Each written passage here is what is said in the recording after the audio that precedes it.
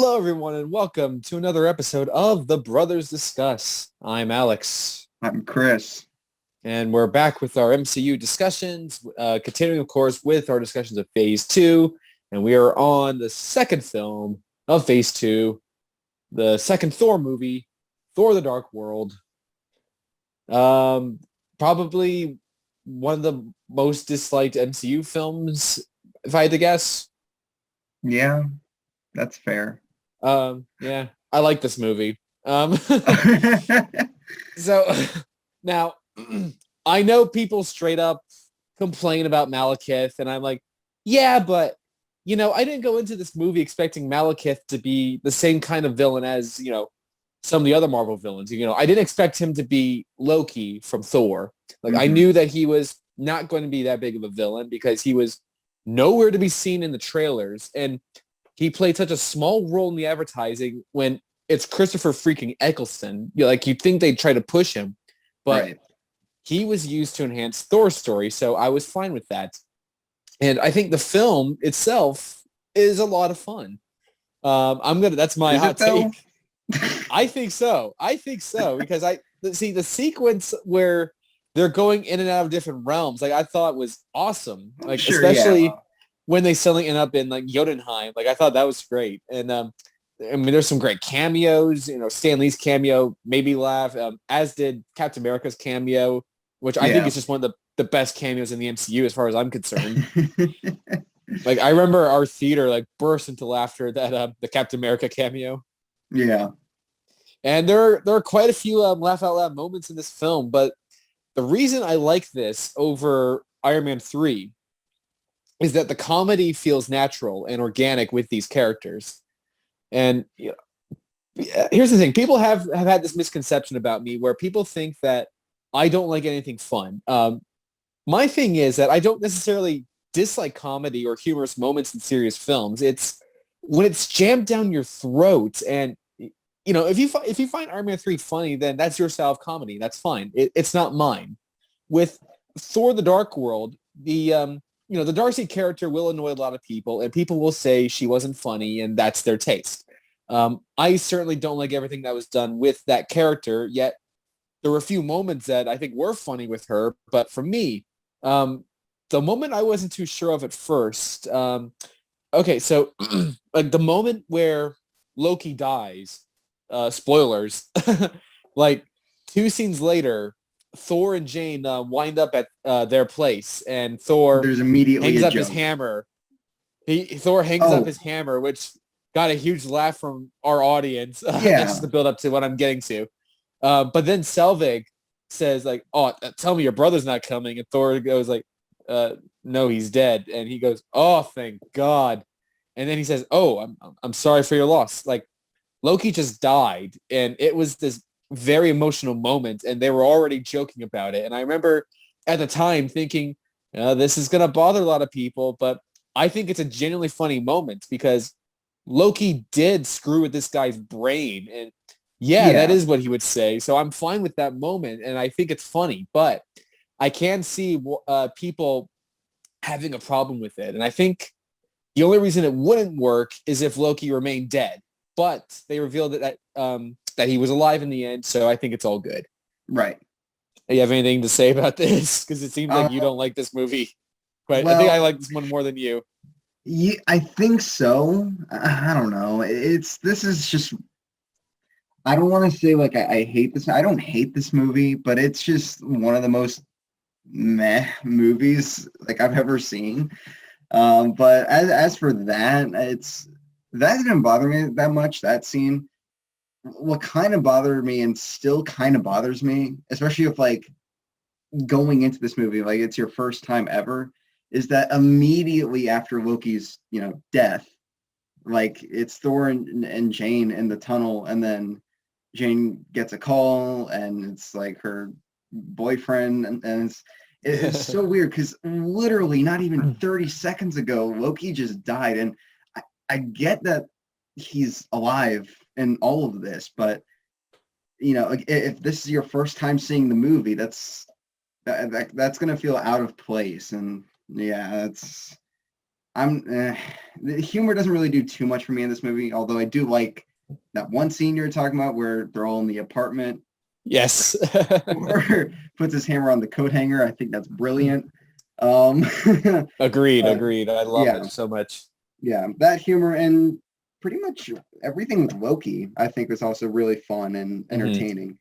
Yeah. Um, I also think it's funny with Mjolnir, like it had to fly across the universe to catch Thor, but each yeah, time they go to a different realm, it just looks like, oh man, come on, like as it like turns around, like it's fun because I mean Mjolnir almost had a bit of a character by being like, and the other way.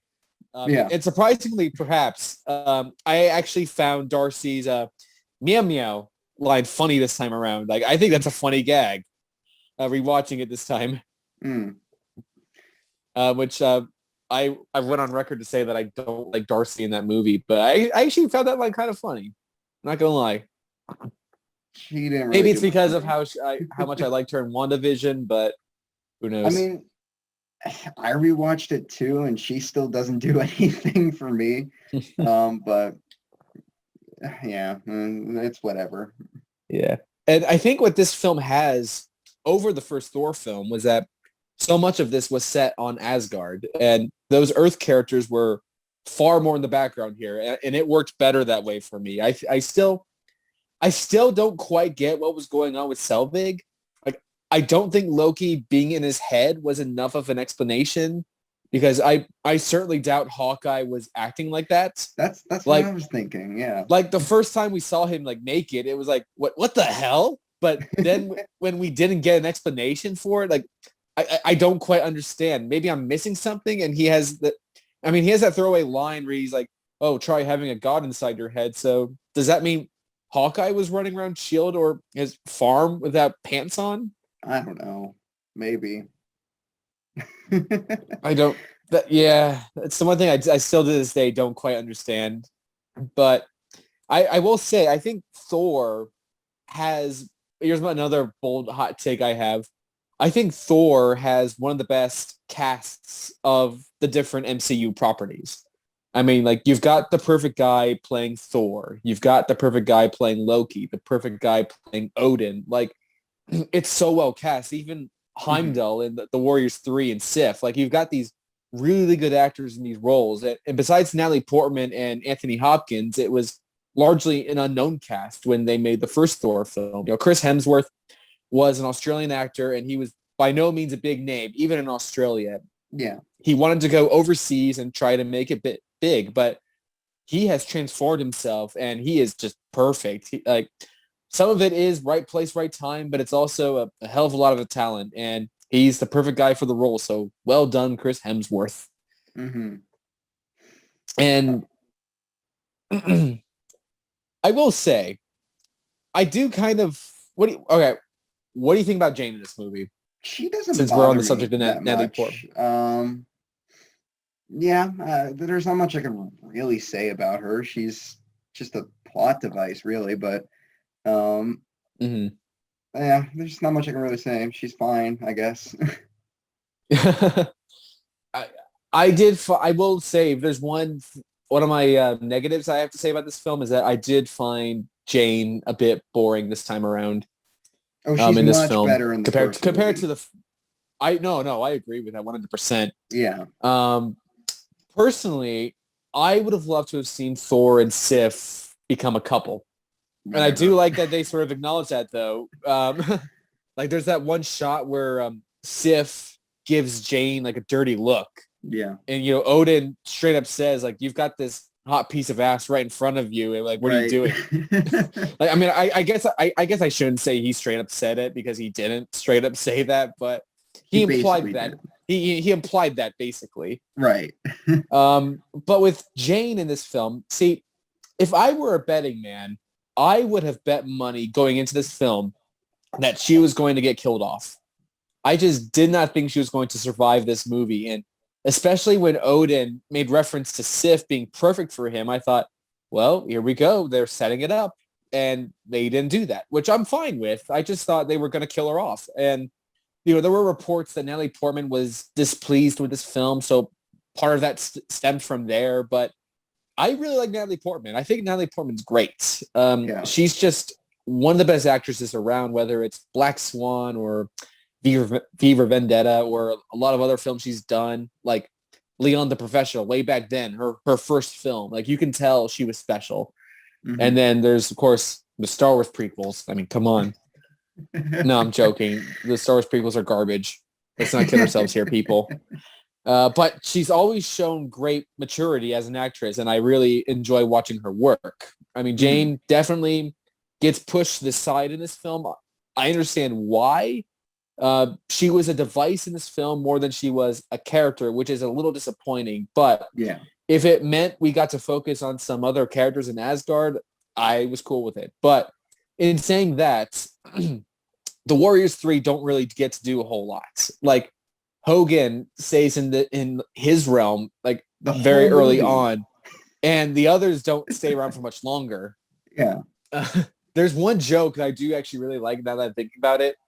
It's a very subtle joke where like it's the bit where they bring in the curse character into Asgard. And there's what's the fat god's fat warrior's name? What's his name? Volstagg, something like Voss, that. that's it, Volstagg, yes. Him and I forget his other name, Zachary Levi's character. Shazam. Shazam, yes, of course. When Shazam or Volstagg was like, oh, these people are beneath me. And then Shazam says like, well, if they were beneath you, they'd be dead or something to that effect. And it's a very subtle joke because it's not very prominent.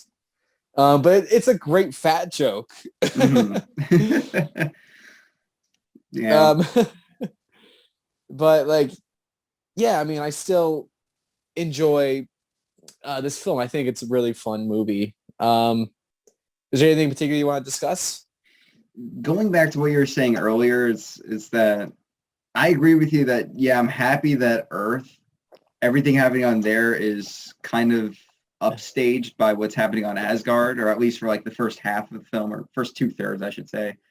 Um, but I will say it's nothing on. I think it's because it's like all upstage. It's everything on Earth in the last movie. I thought was so much better. It was so much more interesting than everything that was happening in Mm. this movie. It was so. I found it really dour in this movie. Just everything happening on Earth. It was. Huh.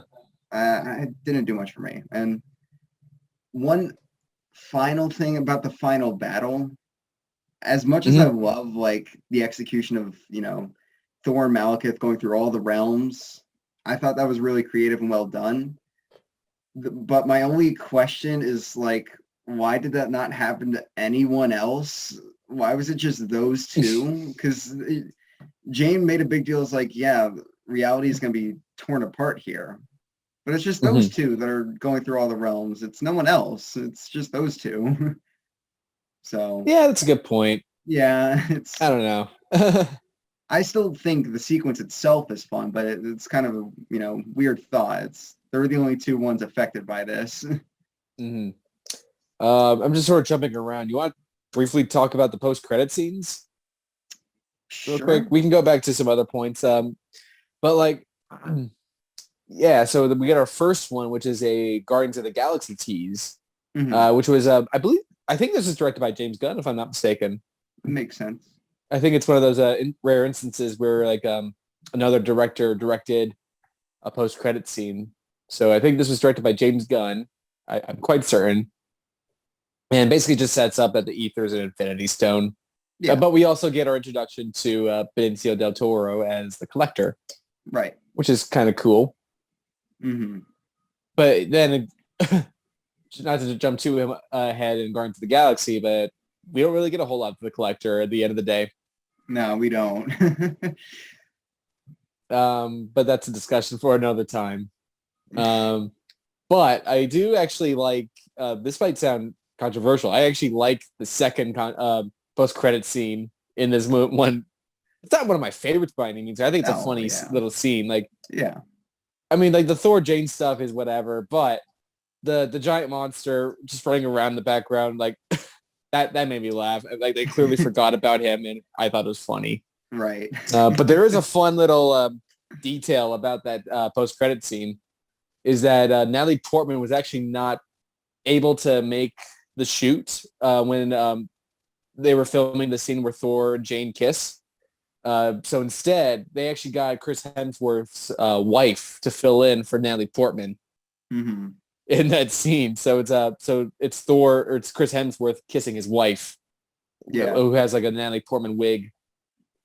So I think that's fun. That's a fun little detail. Yeah. Um, but I guess yeah, going back to the Thor the Dark World real quick. I just think this is just a fun film to watch. Honestly, I think it's not a terribly long movie, and I get why people don't like this movie. Um, I will admit, when I first watched this movie, I thought, oh, this is actually a pretty good film. But the thing is, and this may have been evident with me forgetting the names of the Warriors 3, is that I don't remember a ton of this movie if I don't watch it very frequently. Like I watched this a few weeks ago, and I'm already forgetting some details about it. Right. So that may be saying something about the film. Yeah. But I think in the moment, I think I actually do enjoy the film quite a bit. Hmm. And I think when I first watched this movie, I may have given this film like, I don't know, like a 4 out of 5 or something to that effect. But now it's lower than that for sure, but it's not too terribly low. Like it's not even one of my least favorite MCU films. I actually prefer this film over several films, including another controversial hot take. I prefer this over Age of Ultron. That I wouldn't say, but I do prefer this one over some films. Yeah. Mm-hmm. Definitely prefer this over Iron Man 3. So there's that. Mm. Um, but yeah, so you want to talk about Loki a bit? Yeah, we haven't really talked about him too much, but this Yeah, I mean is he's one of those great characters of the MCU. I mean, there's a reason why he's got so many fans, yeah. and Tom Hiddleston's just great. Oh yeah. Oh yeah, I love him as Loki. Mm-hmm. But I would say like this is like his last great roles. I mean, we still have the Loki show and that's coming out next week, uh, which I'm really excited for because that just looks like so Same. much fun. Yeah. But Mm-hmm. after the Dark World, I mean, this is kind of like for me at least his last hurrah for the character. Because I mean, He's reached I his like him in peak. Ragnarok. I like him well for what he is in Infinity War and Endgame. He's fine, but Mm-hmm. he's not in there too much. But it's the Dark World and the first Thor movie. I think those are where Loki shines the brightest. Like he's really, really great in those movies. Mm-hmm. Yeah, and his apparent death, I think, is very sad to watch. Oh yeah. Like I think that's just really well done. Mm-hmm. Um, can we talk about the score in this film? The Ooh, score is Brian fantastic. Tyler. Yeah, we don't talk about the score a lot in the MCU films, but the score I think is just fantastic, and I love the. I'll go and say this: the Marvel Studios intro that was played in this film and a few other films, I think is my favorite Marvel Studios intro theme song. In terms of the song, I'm trying to think of it now. How does it go again? It goes like, oh, Um, it's yeah. dun, All right. dun, dun, dun, dun, Yeah. dun, I think I dun, like dun, the dun, new dun, one dun, the dun. best, but this is still I don't very know. good. And I as go far as the I go score back and goes, forth. Yeah, I think this might be my favorite Thor soundtrack. I might agree with that. I think it's a toss up between the first one. Um, Mm-hmm. yeah, they're both really good, and that's the weird thing is that all three Thor soundtracks have they're very different. They are Um, different, and yeah, they all and each one has a different director. Funnily yeah. enough, Hmm. which I think is But interesting. I think this is pretty good because Brian Tyler also did the score for Iron Man 3. And he did the And score for Age of Ultron well, he with Danny co-wrote the score Elfman. for Age of Well, Ultron, yeah, yeah, with Danny Elfman, with Danny Elfman. who is returning for Doctor Strange 2, which I'm Yeah. excited for. um, Wow, is there anything else we have to just say about Thor: The Dark World? I'm trying to think of stuff. We I'm running out of we things to never say really now. talked. I mean, we don't really need to, but we never really Mhm. talked about Malekith. Okay, okay. Yeah, I will agree. Malekith is one of the lamer MCU villains. I will concede that. But like I said, he was really there just to push Thor's story forward. Um, Sure, but I don't yeah, know. You I could have mean, like done he, something with him. It was I mean, he's he, like I said, it's Christopher um Eccleston. Like he's like a great actor. I love him. well, He played, half of his lines are gibberish in the movie. that's true. That is true. But yeah, it's Christopher Eccleston. Like he's just a great guy. I mean, he played a doctor in a little show called ER. I'm Mm, kidding. He was not in ER. He was in he was Doctor Who. yeah. But I don't watch Doctor Who anymore. I'm sorry, any Doctor Who fans. But I will say Eccleston, for those curious, Eccleston is actually my favorite Doctor. Mm. Um, that may be controversial, maybe not. I don't know. I can't tell anymore with Doctor Who fandom these days. But yeah, Malekith is a lame villain. I will say that. Yeah. I'm trying to think if he is the all-time worst MCU villain. That's what I'm trying to think too. And I'm trying like to think like who else would it be? maybe Like Jude Law and Captain Marvel. I didn't really care about him, but I forgot about him, so maybe well, there's that. I think that one kind of has an unfair advantage because you think the Skrull is the main villain for the whole movie, and then the Yeah, twist is that he's not. He's actually a good guy, which I like that twist. But then it kind of leaves Jude Law in the dust. that is true.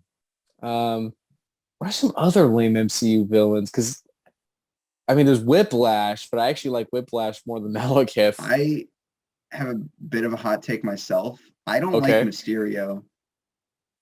Oh, that's right. I actually really don't Mysterio. like Mysterio. And I actually, because I rewatched Homecoming recently, I really Mhm. do like Vulture, Okay. but I don't like Mysterio. And Mysterio is definitely one of the most beloved villains in the MCU right now. Yeah, that's strange. But yeah, Mysterio. I would say he's up there too. I might agree with Hmm. that. Other MCU villains. I mean, I don't care for Ghost too much. That's because she's just a nothing character to me. I think she's fine. I Eh. prefer her over Yellow Jacket, if you ask me, but See, I not to jump ahead with our Ant-Man discussion, but I actually kind of like Yellow Jacket I for love what he is. For what he the is. actor's name escapes me, but I love his performance. Corey Stoll. He overdoes it in a great way. Hmm. And I love it because of that. Like every line is so amplified. Like he just amplifies everything, and I love it. But the character himself is whatever, bad businessman. That is true. Um, yeah, I think those are like off the top of my head. I think those are the lamest MCU villains that we've discussed. Hmm. Um, but Malekith, I think now that I'm thinking about it, with the benefit of hindsight, I would probably say Malekith is the lamest. Mm. And that's not even factoring in like anything that's from Agents of S.H.I.E.L.D.